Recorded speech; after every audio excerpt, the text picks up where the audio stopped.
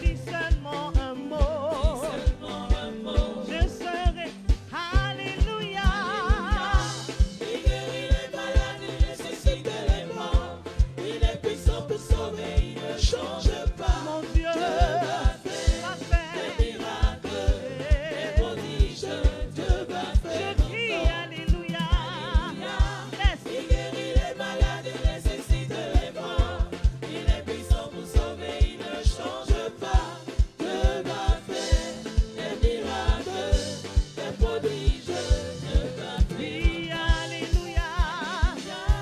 Il guérit les malades, il ressuscite les morts. Il est puissant pour sauver, il ne change pas. Dieu va faire des miracles, des prodiges. Dieu va faire encore. Oui, dis seulement un mot. Seulement un mot. Je serai guéri. Jésus, dis seulement un mot dans ma vie. Seulement un mot. Je serai guéri. Oui, alléluia. Il guérit les malades, il ressuscite les morts. Il est puissant pour sauver, il ne change pas. Dieu va faire des miracles, des prodiges. Dieu va faire. Ton Saint-Nom, tu mérites la gloire et l'honneur, Seigneur. Les mains levées pour t'adorer, et je bénis ton Saint-Nom, car tu es grand. Oui, Tu fais de si grands miracles, il n'y a nul autre que toi. il n'y a personne, Il n'y a personne d'autre que toi. tu es grand. Tu es grand, tu fais de si grands miracles, il n'y a nul autre que toi. Il n'y a Il personne, n'y a personne d'autre que toi. tu es grand. Tu es grand, tu fais de si grands miracles, il n'y a nul autre que toi. Il n'y a personne d'autre que toi. Tu es grand, tu tu fais de si grands miracles. il n'y a nul autre que toi. Il n'y a personne d'autre Encore une fois, toi. tu es grand, oui. Tu es grand, tu fais de si grands miracles. Oui, Seigneur, tu fais de si grands miracles.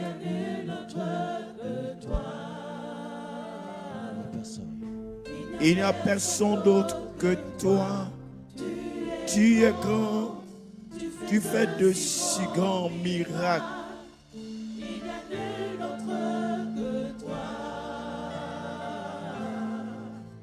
Il n'y a personne.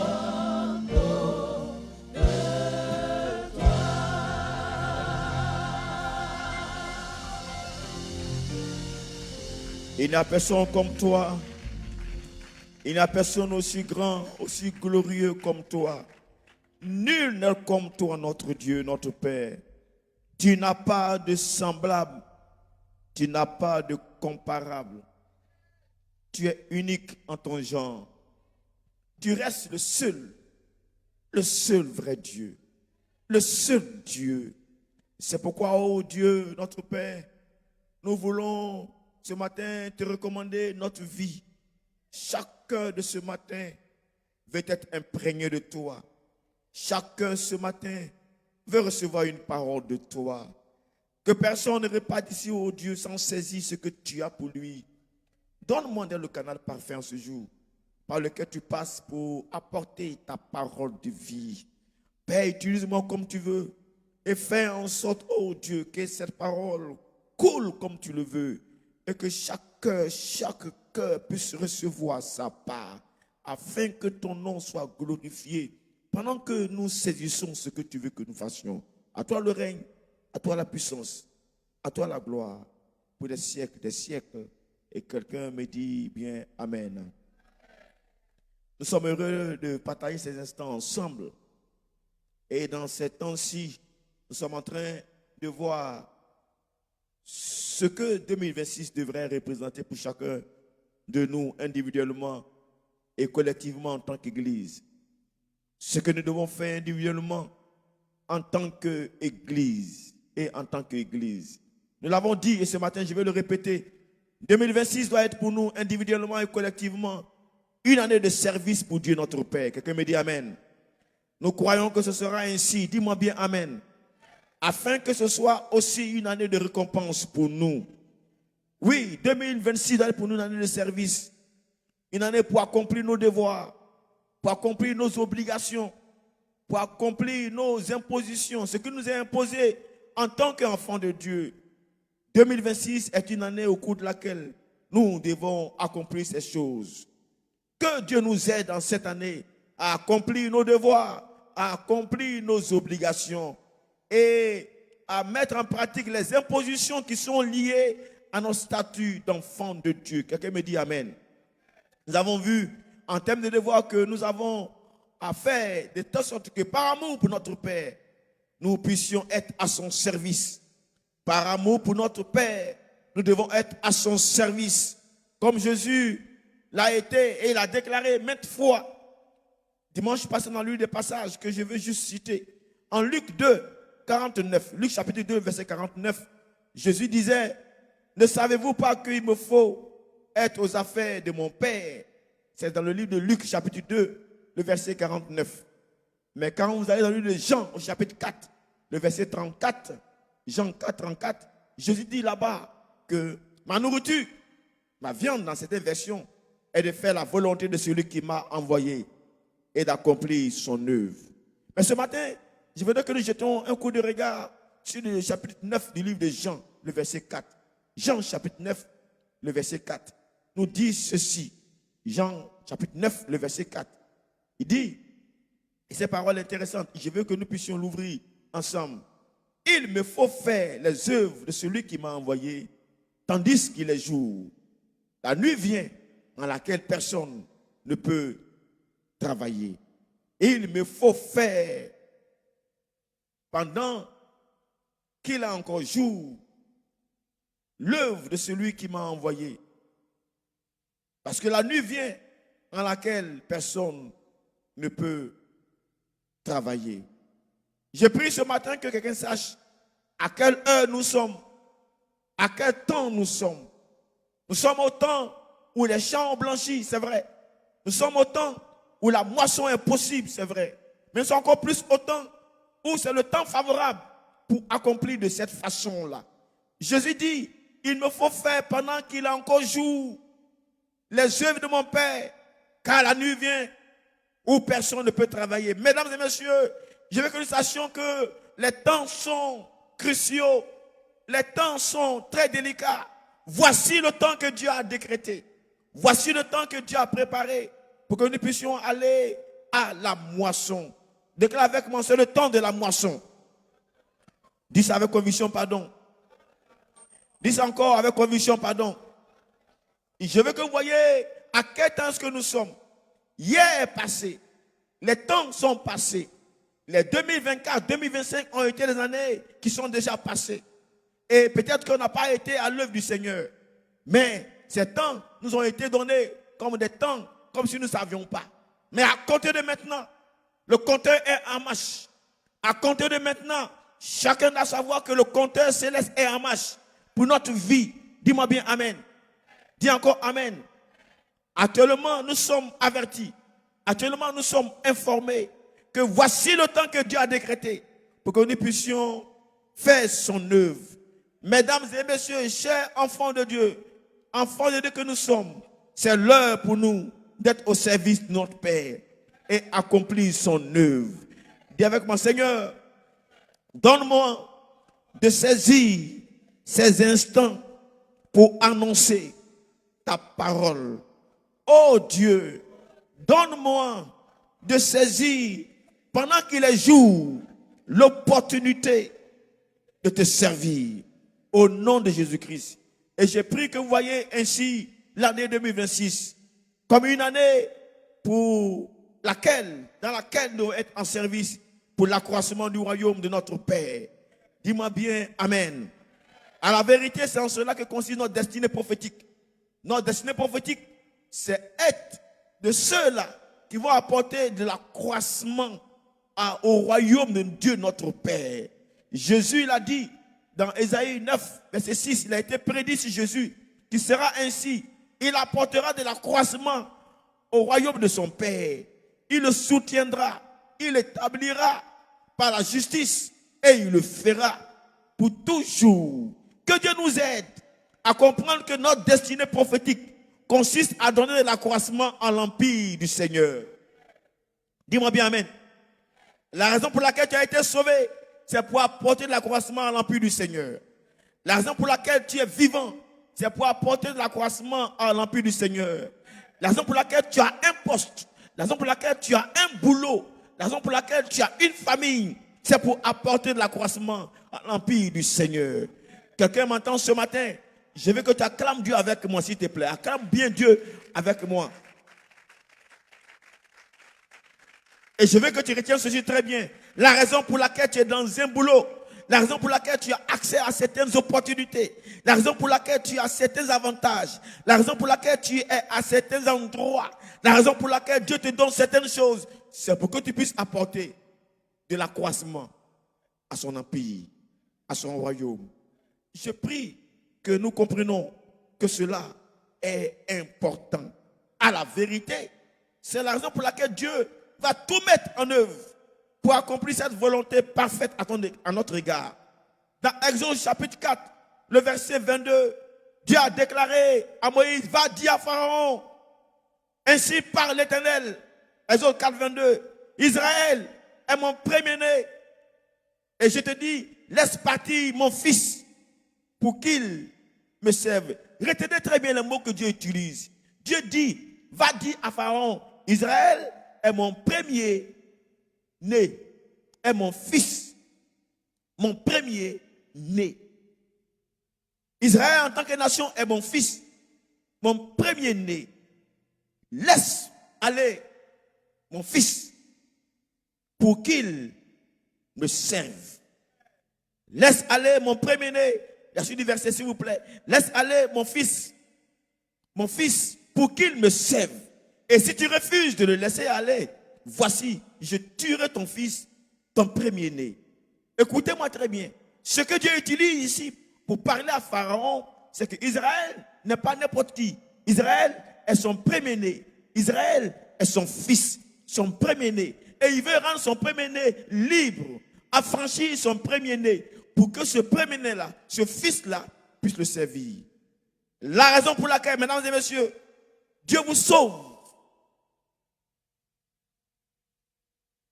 de prison, de l'esclavage. Il y en a qui étaient esclaves quelque part, dans quelque domaine que ce soit. Et Dieu te libère de cet esclavage-là. C'est pour que tu puisses le servir. La raison pour laquelle tu sors de prison en matière d'installation sociale. La raison pour laquelle tu sors de prison en matière de prospérité, d'égards, de situation économique. La raison pour laquelle tu sors de cette situation matrimoniale, c'est pour que finalement tu puisses servir le Seigneur. Je prie que vous compreniez que la raison pour laquelle vous sortez de prison, de quelque prison que ce soit, c'est pour que finalement vous puissiez être au service de Dieu votre Père. Puisse 2026 être l'année au cours de laquelle vous serez au service de Dieu votre Père. Je prie que vous soyez au service de Dieu votre Père en cette année 2026. Quelqu'un lève ses mains avec moi et dit avec moi, Seigneur, donne-moi cette année d'être à ton service. Seigneur, donne-moi d'être à ton service pour l'expansion de ton royaume. Donne-moi, Seigneur, de cultiver et de garder ton jardin. Donne-moi, Seigneur, de travailler pour l'accroissement de ton royaume, pour faire manifester ton nom partout où je serai. Au nom de Jésus. Au nom de Jésus. Acclame-le avec moi, s'il vous plaît. Dans 5 minutes, je vais finir le message de ce matin. Oui, nous devons être au service du Seigneur. Mais ce pourquoi ce matin je voudrais vous parler, c'est qu'il faut être au service d'une certaine manière. Dis amen avec moi. Il y a une manière de faire l'œuvre. Il y a une manière d'accomplir l'œuvre. Et c'est de celle-là que je voudrais vous parler pour les 5 minutes que j'ai. Lisez avec moi Jérémie, le chapitre 48, le verset 10. Jérémie, chapitre 48, le verset 10. Et je veux que vous retenez cette parole pour cette année 2026. Jérémie, le chapitre 48, le verset 10, nous dit ceci. Maudit est celui qui fera l'œuvre de l'Éternel frauduleusement. Ça, c'est ce qui est dans la version. Dans certaines versions, il dit que maudit est quoi? Est celui qui fait l'œuvre de Dieu avec quoi? Négligence. Maudit est celui qui fait l'œuvre de Dieu avec négligence. Je disais tantôt que vous devez garder cette parole dans votre esprit. La négligence est l'attitude ou l'état d'une personne dont l'esprit ne s'applique pas à ce qu'elle fait. La négligence, c'est l'attitude ou l'état d'une personne dont l'esprit ne s'applique pas, n'accompagne pas ce qu'elle est en train de faire. Elle fait quelque chose, mais son esprit est ailleurs. La négligence est, mesdames et messieurs, comme quelque chose qu'on fait de façon insouciante. On manque d'application. La négligence s'apparente à la nonchalance. La négligence s'apparente à la paresse. La négligence s'apparente au manque de vigilance, à la distraction, au manque de prévoyance, à l'inattention. La négligence s'apparente à l'omission, à l'oubli, au relâchement. La négligence s'apparente au manque de soins. Rappelez-vous, Jésus a dit à Pierre, si tu m'aimes, prends soin de mes agneaux, de mes brebis. Mesdames et messieurs, écoutez-moi ce matin, et c'est très sérieux. Faire l'œuvre de Dieu, servir Dieu, doit se faire sans qu'on voit en toi une insouciance. Servir Dieu doit se faire sans qu'on voit en toi un manque de vigilance. Servir Dieu doit se faire sans qu'on remarque en toi la négligence. Servir Dieu doit se faire dans une certaine manière où on n'observe pas en toi, comme si c'est ton corps seulement qui est là, mais ton esprit est ailleurs. Servir Dieu correctement comme il se doit se faire dans un état où c'est tout ton être qui accompagne ce que tu fais. Dis-moi bien Amen. Dis-moi encore Amen. On appelle ça négligence, mais à la vérité, ça s'apparente à beaucoup de choses. Manque d'application. Ce que tu fais, fais-le bien. Viens à l'église, fais-le bien. Tout ce que tu fais, fais-le bien. Quand tu donnes, donne bien. Dis-moi bien Amen. Dis-moi bien Amen encore une fois. Quand tu viens à l'église, fais-le bien. Ne sois pas quelqu'un qui fait la chose par coutume simplement et que ton esprit est ailleurs. Je prie que tu saches que Dieu te veut totalement, corps, âme et esprit. C'est pourquoi tu adoreras le Seigneur ton Dieu de toute ta force, de toute ta pensée, de toute ton âme. Mesdames et messieurs, je vous appelle en 2026 à être consacrés entièrement à Dieu votre Père. Je n'ai pas entendu le Amen de quelqu'un. Je n'ai pas entendu le Amen de quelqu'un. Servir Dieu, demande à ce que tu le fasses de tout ton être. Je prie que tu fasses, que tu serves Dieu, comme on le verra, de tout ton être. Pas de négligence. Venir à l'église, peut être comme on te supplie. Il ne doit pas avoir de négligence dans le service de Dieu. Lève tes mains, dis-moi avec moi, Seigneur, aide-moi cette année à travailler pour ta cause avec application. Dis-moi bien Amen. Dis avec moi, Seigneur, donne-moi de ne pas faire l'œuvre avec un esprit qui est distrait. Donne-moi, Seigneur, de faire ton œuvre de toute mon âme, de toute ma force, de toutes mes pensées. Au nom de Jésus-Christ. Si tu fais une œuvre pour Dieu, fais-le bien. Engage-toi totalement à la vérité. Il y a un autre mot que Darby va utiliser. Darby lui dit, celui qui fait l'œuvre de façon frauduleuse. Ça veut dire, il dissimule volontairement la vérité.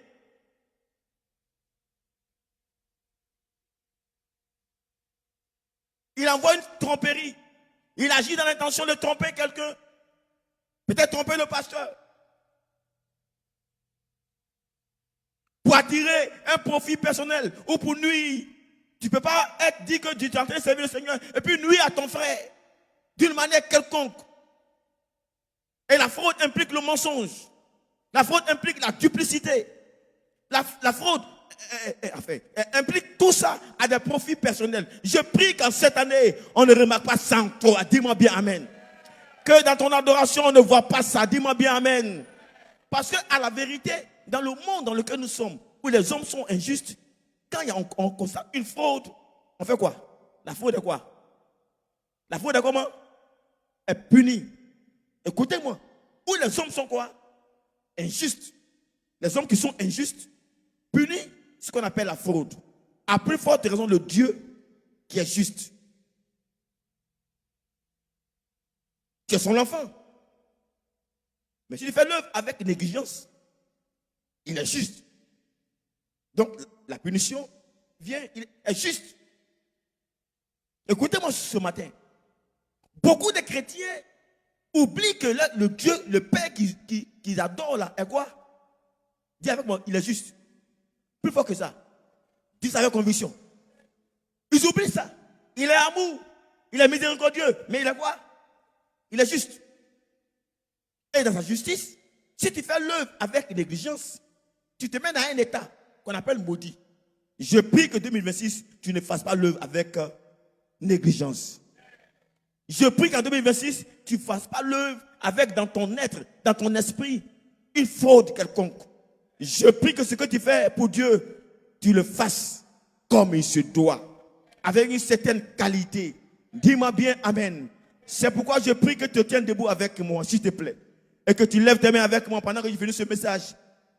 Et que tu déclares avec moi en 2026, une année de service, sans négligence, ni fraude.